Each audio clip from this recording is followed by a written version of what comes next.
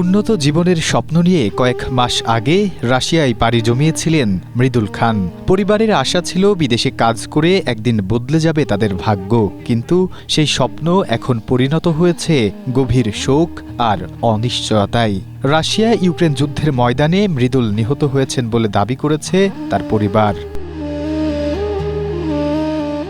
টাঙ্গাইলের কালিহাতী উপজেলার কুকডহরা ইউনিয়নের ৫ চারান গ্রামের যুবক মৃদুল গেল ২৯ জানুয়ারি রাশিয়ায় পাড়ি জমান। স্থানীয় আদম ব্যবসায়ী আরাফাতের মাধ্যমে প্রায় ৭ লাখ টাকা ব্যয়ে তাকে সেখানে পাঠানো হয়েছিল বলে অভিযোগ স্থানীয়দের। ৫০,০০০ রুবল করে বেচছে, মা আমারে বেচছে, তুমি আরাফাতের নামে মামলা করো, আব্বুরে কও। আমার বারবার কাছে মামলা করবার নিগে, তারপর আরাফাতের কাছে গেছে, আরাফাতে কোনো আরাফাতাঙ্গ আর আব্বুরে কোনো পাত্তাই দেয় না। যোগদান করার পরে অনেক কান্নাকাটি করছে, অনেক ভিডিও ছাড়ছে আমার ছেলে, যে আমাকে এইভাবে জোরপূর্বক ভাবে আনা হয়েছে। ২০ তারিখে শুনলাম যে মারা গেছে। এটা লাশ আমার দেশে নিয়ে আসে, আমি যেন লাশটা দাফন করতে পারি। রাশিয়ায় পৌঁছানোর পর গরুর খামারে কাজ দেওয়ার প্রতিশ্রুতি দেন দালাল, তবে বাস্তবতা একেবারেই ভিন্ন।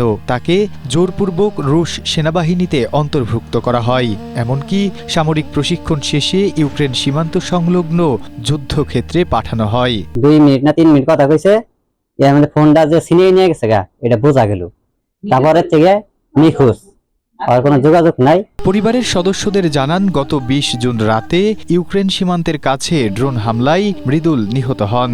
ঘটনার ২ দিন পর তারা তার মৃত্যুর খবর জানতে পারেন, তবে এখন পর্যন্ত বাংলাদেশ সরকার, দূতাবাস বা অন্য কোনো কূটনৈতিক সূত্র থেকে তার মৃত্যুর বিষয়ে আনুষ্ঠানিকভাবে কোনো নিশ্চিত তথ্য পাওয়া যায়নি। এদিকে মৃদুলের মৃত্যুর খবরে এলাকায় শোকের ছায়া নেমে এসেছে। তার বাড়িতে ভিড় করছেন আত্মীয় স্বজন, প্রতিবেশী ও স্থানীয় বাসিন্দারা।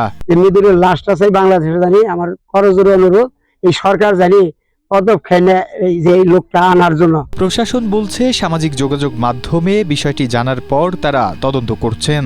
আমরা যাচাই বাছাইয়ের জন্য এবং বিশেষ করে অ্যাম্বাসিতে আমরা যোগাযোগ করার চেষ্টা করছি যে আসলে ঘটনাটা কি এবং বর্তমানে কোন পর্যায়ে আছে। পরিবারের দাবি, মৃদুলের মৃত্যুর সত্যতা যাচাই করে মরদেহ দেশে ফিরিয়ে আনা এবং ঘটনা তদন্ত করা হোক।